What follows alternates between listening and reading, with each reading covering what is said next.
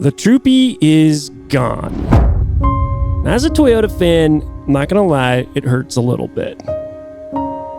But you're not gonna believe what I traded it for. We are always getting asked questions on updates from our old videos, and we never have time to make a whole video about it. So today is going to be a fast-paced video with a whole bunch of updates answering your guys' questions. And also, this is definitely not what we traded the Troopy for. At my house, my backyard, we call it the one-star campground. And a lot of friends come and park their stuff here. So there's always weird things on the property, but definitely not mine. I'm trying to simplify my life, and having a house with an engine doesn't sound like a good way to simplify your life right now. Okay, speaking of engines, one of the updates that's been requested a whole lot is the Tundra. Meineke messed up our engine and then tried to rip us off for $15,000. We put that in a video, and a lot of you have wanted to know if Meineke actually did the right thing and tried to make that right. So we'll get you the full details on that update. Okay, so a lot of you guys have also been asking for updates on how we like the Nitto G3s and the BFG KO3s after we've been using them for a while. So I'll get you the update on both of those. Inside of this box is my new favorite trail tool. So I'm gonna show you how that works. I was kind of blown away by it. It's not sponsored, paid full price for it. Just absolutely amazing piece of equipment. You guys have been asking about the Baja video. I did this big 5,000 mile trip. Everybody wants to know when this video coming out. The video is apparently coming out December 7th. I am still editing that. You guys know this about me. I learned how to video edit while starting this channel. I am not the world's greatest video editor, so this is a lot of work for me. I'm kind of a slow editor. In fact, to kick off this list, I'm gonna go ahead and play you guys the first 2 minutes of that video, and hopefully you guys can leave some comments on whether it makes sense or not, and you'd watch the whole thing.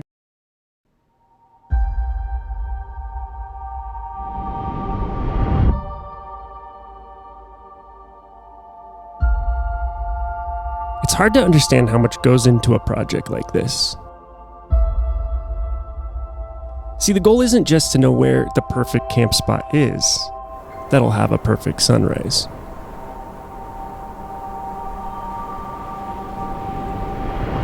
The idea was simple: build a Baja route that works for everyone.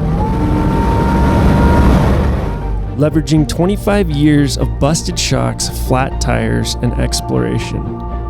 Over 40,000 miles of dust, desert, and mountains. So this isn't happening here. If we took your parking brake off, the question is, would we have enough length to slide one in? Oh, it's really close. We've been a little busy. This place has an undefeated kind of wild. It turns dreams to dust and rust regularly. But out of that dust and 25 years of work, we found a backbone.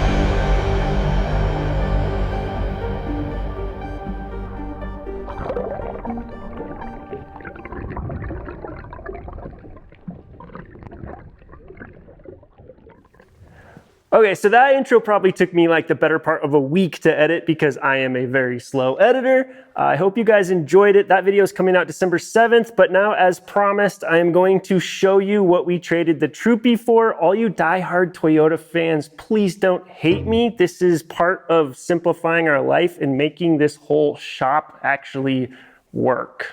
We've been trying to push the limits of what we can do in the shop and on the trail, and in order to do that, we need a reliable tow rig.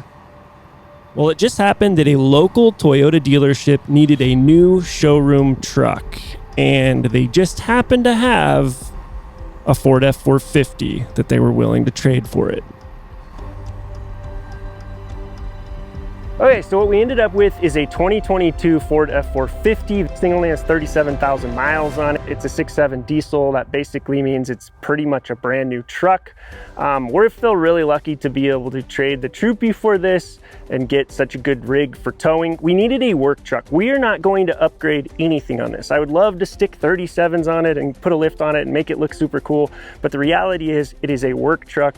We're gonna leave it exactly how it is. We even had them trade it back to the original stock wheels. We're gonna keep it just like this. We want to be able to tow our off-road rigs down to all these events across the country and hang out with you guys. We want to get out to the East Coast and do some of that wheeling. We want to go to, you know, Easter Jeep Safari and KOH and all these things, and we don't really have a way to do that before. You'll notice the other Ford that we had is also gone.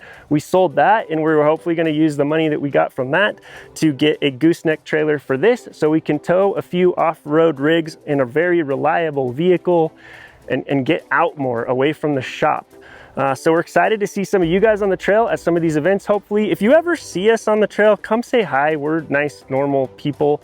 And we love talking about people's builds. So just come say hi if you ever see us. But yeah, hopefully we will see you guys on an event soon. All right, let's give you a quick update on the Tundra.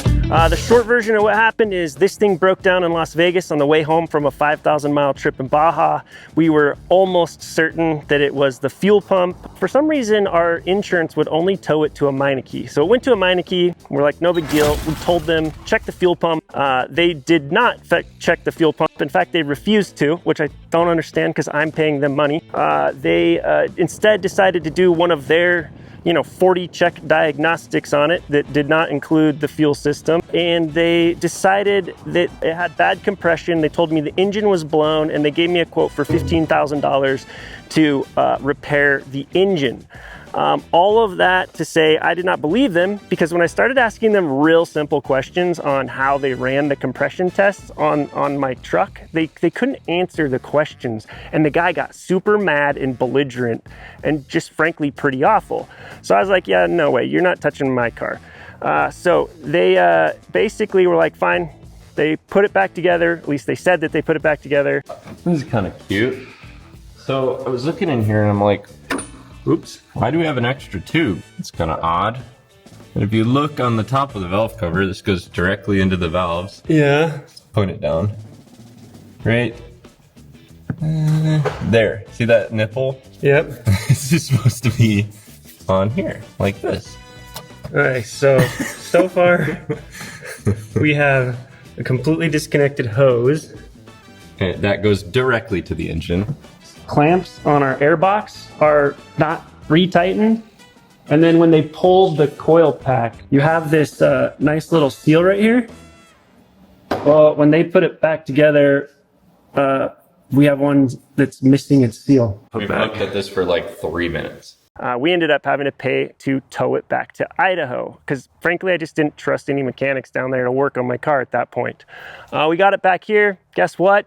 It was the fuel pump. We changed the fuel pump. It's been running perfectly. We've already been on a couple other 1,000-mile trips since then. Has no issues. We checked the compression. The compression was fantastic. They definitely ran it wrong. So we made a complaint with Meineke. We even wrote a review on their site that I'll link in this video that you can go and like if you want to. They did approximately nothing. They didn't reach out. They didn't offer a refund. They're well aware of it. I actually called them and I asked them if they wanted to comment on the video and if they had any ideas and wanted to work together on anything. They did call me back just to make sure I wasn't going to do an interview with a real press outlet. No kidding. They called me back and were like, oh, you're going to make a YouTube video about it? That's okay. We were just curious if you were going to like talk to a newspaper. That's it. Nothing. So I would stand by my original recommendation. That is a trash company. I know that they're independently owned. I'm sorry for the owners that own a good one, but clearly the corporate version of Meineke does not care about you and is not interested in doing anything the correct way. So we'll see. Who knows? Maybe someday they'll actually reach out. But until then, I'll just keep giving you guys updates and letting you know that you definitely shouldn't take your car there. Okay, let's talk update on tires. I know a lot of people watch this channel for tire information. We have been doing a long-term test on the KO3s, which obviously is BF Goodrich's latest all-terrain tire.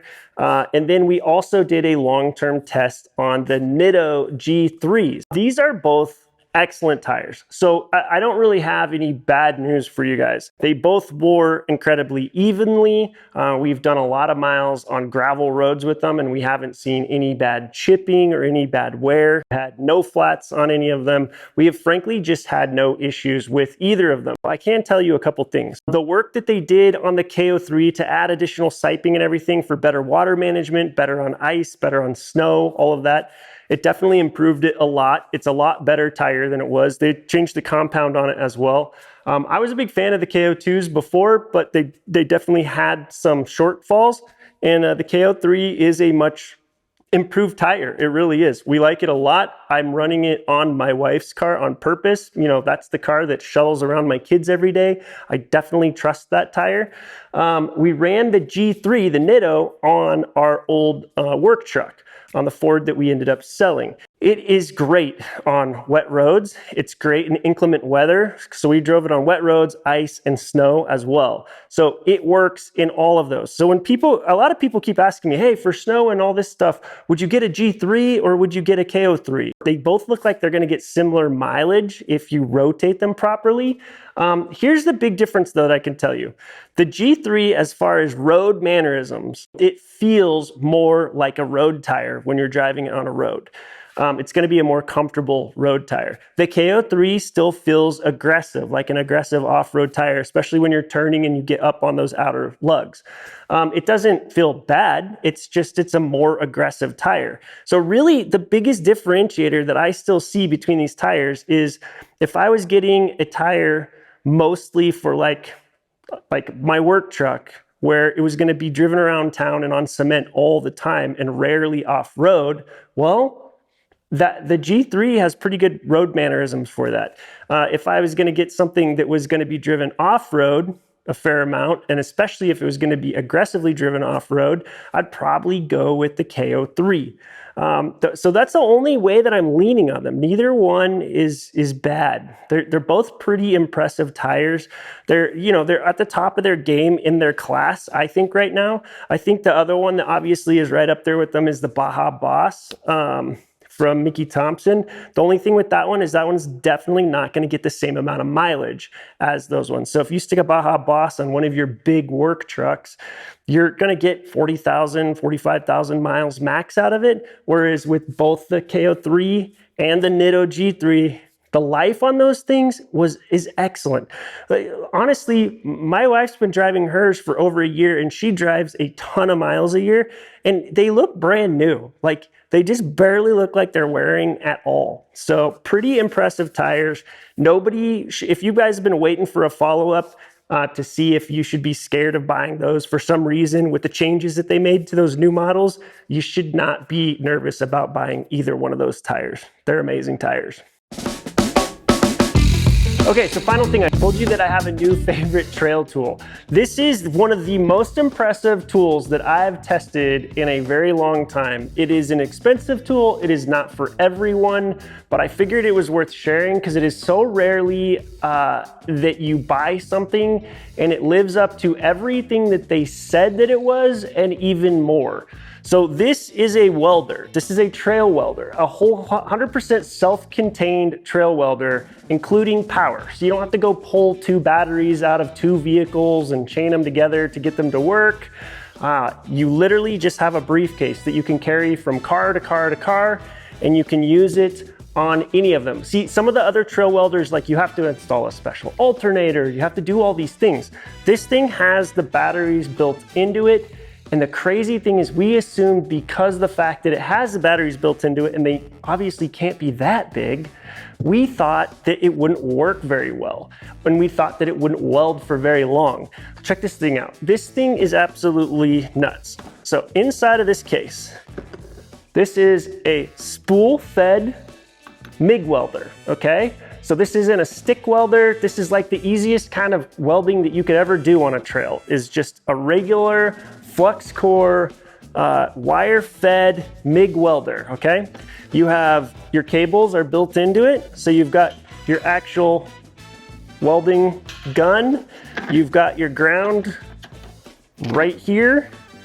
You pull out your cables, hook up your ground, you loosen this little nut on the top of your spool so your spool can freely spin, and then you literally just flick it on. That is it. This thing is ready to weld right now. It's that easy. If you forget what you're doing, it actually has incredibly clear directions right here. So I flip it up to weld. It tells me I have 25.9 volts to work with, so you can manage and watch your actual voltage drop, so you kind of get an idea of how much time you have left. You can turn it off. If you run out the battery on this, you can actually get a set of cables that's called Plan B. Right under here, they have a plug where you can plug and connect two regular car batteries together, and then you can use that to weld off of this. So that's just in case you actually exhaust the batteries that are already built into here. You have your wire speed controller right here. So you set your wire speed, and then you can flip this switch down, and when you flip it all the way down, you actually have your plug right here, which is a 12-volt plug. It's like a little cigarette lighter plug for charging it back up. We thought, how long can you weld with this, and how hot can you weld? Like, can you weld thick metal?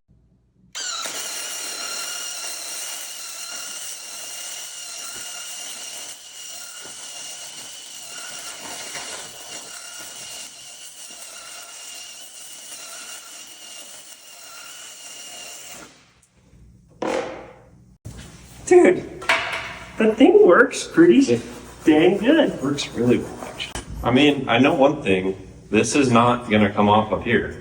Yeah. I know that, and it was blowing through this easily. Like all the way through the metal? Through this 1/8" plate, yeah. Nice. Like easily blowing through it. So you could definitely weld some thicker stuff with this. Still reporting 25.8 volts. You know, when they're saying you could weld for 15 minutes, I kind of believe them right now. I do too. This is not dropping power like fast at all. The short version is this thing ended up working so well that not only did we do a bunch of tests on welding even fairly thick metal, later on in the day, we actually needed to fix the frame of one of our friends' RVs. Their RV frame was breaking.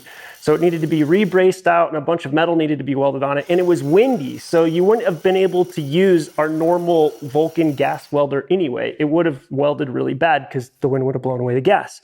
So he went ahead and threw this underneath the RV and started welding the whole project with this.